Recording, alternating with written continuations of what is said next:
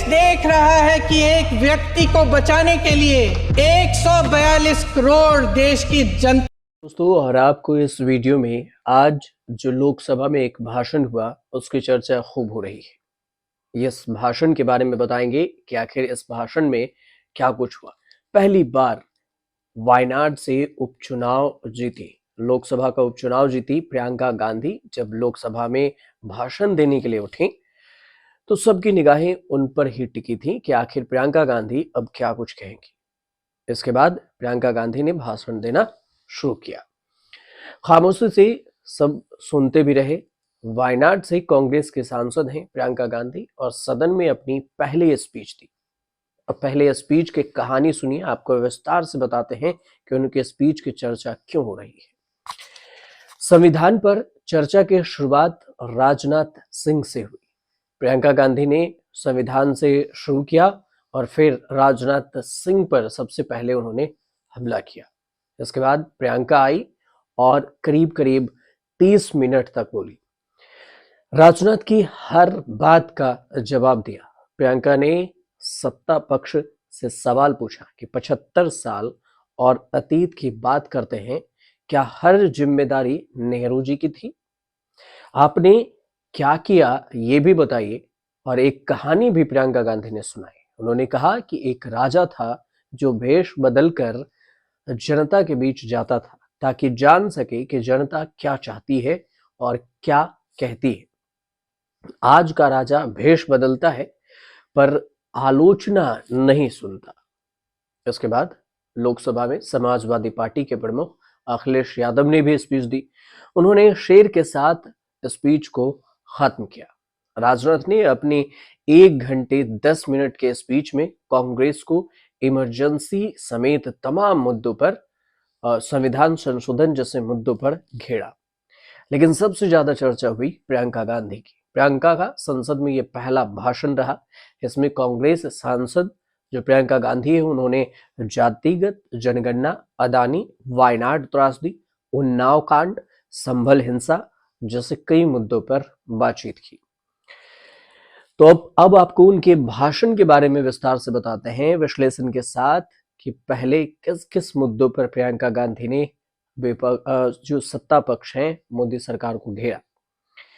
भाषण की शुरुआत देश की आजादी की लड़ाई और संविधान निर्माण के सफर को बखान किया गया और इसमें शामिल लोगों के योगदान को याद किया।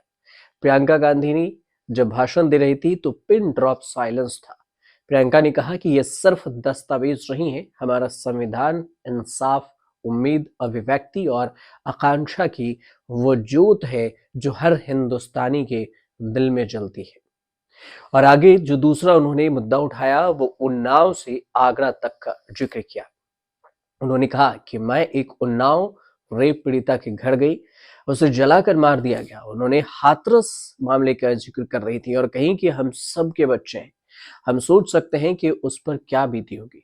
पीड़िता ने अकेले अपनी लड़ाई लड़ी और ये लड़ने की क्षमता, ये हिम्मत उस पीड़िता को और करोड़ों महिलाओं को ये ताकत हमारे संविधान ने दी।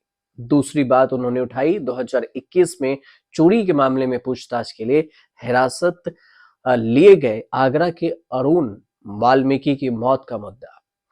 प्रियंका ने कहा कि मैं आगरा गई और वहां अरुण वाल्मीकि एक पुलिस स्टेशन में साफ सफाई का काम करता था। उसे चोरी के आरोप में पीटा गया और उसकी मौत हो गई। उनके परिवार ने कहा कि हमें न्याय चाहिए और ताकत ये उन्हें संविधान ने दी है।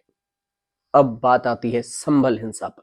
संभल हिंसा पर शाही मस्जिद को लेकर विवाद है उत्तर प्रदेश के संभल में, और इसको लेकर जो विवाद चल रहा है उसकी चर्चा भी खूब रही है। यहाँ जमा मस्जिद को हरिहर मंदिर बताते हुए दाखिल जो सर्वे की बात हुई थी उसके बाद विवाद हुआ और इसी को आधार मानते हुए सर्वे की बात कही गई थी, जिसमें 5 लोगों के मौत भी हो गई हिंसा भड़कने पर। इस मुद्दे को संसद में उठाते हुए प्रियंका गांधी ने कहा कि संभल के पीड़ित परिवारों से कुछ लोग हमसे मिलने आए थे। उनमें 2 बच्चे थे, अदनान और उजैर। उनमें से एक मेरे बेटे की उम्र का था और दूसरा उससे छोटा 17 साल का उसके पिता एक दर्जी थे। दर्जी का बस एक ही सपना था कि वह अपने बच्चों को पढ़ाएगा, एक बेटा डॉक्टर बनेगा और दूसरा भी सफल होगा। लेकिन ये सपना अधूरा रह गया। प्रियंका आरोप लगाते हुए ये कही कि वह हर रोज की तरह अपने बच्चों को स्कूल छोड़ने गए थे और उन्हें नहीं पता था कि दंगा हो जाएगा। वह अपनी दुकान पर पहुंचे और इस दौरान पुलिस ने उनके पिता को गोली मार दी। 17 साल के अदनान ने उन्हें बताया कि यह बड़ा होकर डॉक्टर बनेगा, अपने पिता के सपने को साकार करेगा और यह सपना और उम्मीद उनके दिल में भारत के संविधान ने डाली है। प्रियंका गांधी ने लैटरल एंट्री और प्राइवेटाइजेशन की भी बात रखी। उन्होंने ये कहा कि संविधान की सुरक्षा को कवच बताया और कहा कि सत्ता पक्ष ने इसे तोड़ने का प्रयास किया है। प्रियंका गांधी ने कहा कि हमारा संविधान सुरक्षा कवच है, ऐसा सुरक्षा कवच जो नागरिकों को सुरक्षित रखता है। ये न्याय का, एकता का, अभिव्यक्ति के अधिकार का कवच है और यह सुखद है कि 10 साल में बड़े बड़े दावे करने वाले सत्ता पक्ष के साथियों ने इस कवच को तोड़ने की पूरी कोशिश की है। संविधान सामाजिक, आर्थिक और राजनीतिक न्याय का वादा करता है और ये वादे एक सुरक्षा कवच है और इसे तोड़ने का काम शुरू हो गया है। लैटरल एंट्री और प्राइवेटाइजेशन के जरिए यह सरकार आरक्षण को कमजोर करने की कोशिश कर रही है। फिर प्रियंका गांधी ने जातिगत जनगणना की मांग को दोहराई। उन्होंने लोकसभा में जातिगत जनगणना की बात बोली और कहा जातिगत जनगणना पर सरकार आलोचना करती है, लेकिन वे जो सत्ता पक्ष है हार से बाल बाल बचकर चुनाव जीत कर आए। जातिगत जनगणना समय की मांग है, फिर भी वे मंगलसूत्र जैसी चीजों पर चर्चा करके इसे महत्वहीन बताते हैं। आज देश के लोग मांग कर रहे हैं कि जातिगत जनगणना हो। सत्ता पक्ष के साथी ने इसका जिक्र किया। लोकसभा चुनाव में नतीजों के कारण ही इसका जिक्र हो रहा है। जातिगत जनगणना इसलिए जरूरी है ताकि हम सबकी स्थिति जान सके और उसके अनुसार नीतियां बनाई जा सके। सत्ता पक्ष अतीत की बात है और लेकिन ये वर्तमान के बारे में क्यों नहीं बोल रहे हैं? अरे देश को बताइए कि आप क्या कर रहे हैं, आपकी जिम्मेदारी क्या है? ये सारी जिम्मेदारी नेहरू जी की है क्या? जो नेहरू जी की बात करते हैं वे खुद क्या कर रहे हैं? प्रियंका गांधी ने सदन में ये बात रखी। अगला जो मुद्दा था प्रियंका गांधी का, वो नारी शक्ति वंदन अधिनियम को जल्द लागू करने की मांग की है। नारी शक्ति वंदन अधिनियम की मांग करते हुए उन्होंने कहा कि जल्द लागू किया जाए। संसद ने सितंबर 2023 में नारी शक्ति वंदन अधिनियम 2023 को पारित किया था, जिसका उद्देश्य लोकसभा विधानसभाओं में महिलाओं के लिए कुल सीटों की 1/3 सीटें आरक्षित करना है। प्रियंका गांधी ने यह भी कहा कि नारी शक्ति की बात होती है, लेकिन हमारे संविधान ने महिलाओं को इतना सशक्त किया, तभी आप नारी शक्ति की बातें दोहरा रहे हैं। नारी शक्ति के बिना आज सरकारें नहीं बनती। आप नारी शक्ति अधिनियम लाए हैं और इसे लागू क्यों नहीं किया जा रहा? इसे 10 साल बाद क्यों लागू किया जा रहा है? क्या आज भी नारी 10 साल का इंतजार करेंगी? उसके बाद राहुल गांधी का मुद्दा, अदानी को लेकर भी सरकार को घेरा। उन्होंने आरोप लगाया प्रियंका गांधी ने कि केंद्र सरकार एक व्यक्ति यानी कि अदानी, नाम नहीं लिया, लेकिन उन्होंने इशारों में कहा कि एक व्यक्ति का बचाव कर रहे हैं। एक व्यक्ति के लिए सब कुछ बदला जा रहा है और आज की सरकार ने सारा कोल्ड स्टोरेज एक व्यक्ति को दे दिया है। हिमाचल में सेब का भी मुद्दा उठाया, कहा कि सेब उत्पादक रो रहे हैं क्योंकि एक व्यक्ति के लिए सब कुछ बदला जा रहा है, एक व्यक्ति को तरजीह दी जा रही है। 142 करोड़ भारतीयों की अनदेखी की जा रही है। रेलवे, एयरपोर्ट समेत सभी कारोबार एक व्यक्ति को दिया जा रहा है। इसके अलावा प्रियंका गांधी ने एक और मुद्दा उठाया, करीब करीब 1 साल से चल रहे मणिपुर हिंसा का मुद्दा और इसके जरिए प्रधानमंत्री मोदी को घेरा। प्रियंका गांधी ने आरोप लगाया कि हमारे देश ने एकता का सुरक्षा कवच दिया था, वहां नफरत के बीज बोए जा रहे हैं। प्रधानमंत्री संविधान के प्रति को माथे से लगाते हैं, लेकिन जब संभल में, मणिपुर में, हाथरस में न्याय की मांग उठती है तो उनके माथे पर सकन नहीं आती। वायनाड त्रासदी पर कहीं कि 30 जुलाई 2024 के तड़के वायनाड में भूस्खलन की घटनाएं घटित हुई। 250 से ज्यादा लोगों की मौत हो गई थी और कई लोग लापता हो गए। वायनाड त्रासदी का जिक्र करते हुए प्रियंका ने एक लड़के द्वारा अपनी मां को बचाने के लिए किए गए संघर्षों का किस्सा सुनाया।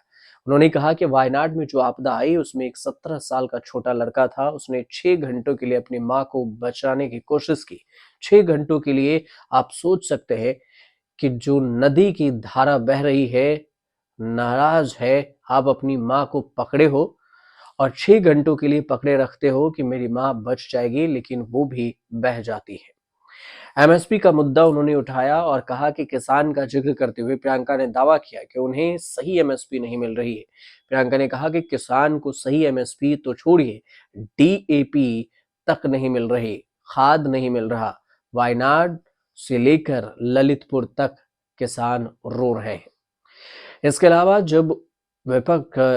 अलावा जो बीजेपी के एक सांसद थे, उन्होंने जैसे ही सदन में हंसा तो उन्होंने प्रियंका गांधी ने बीच में ही टोका और कहा कि आप हंस रहे हैं और ये सीरियस मुद्दा है संसद में।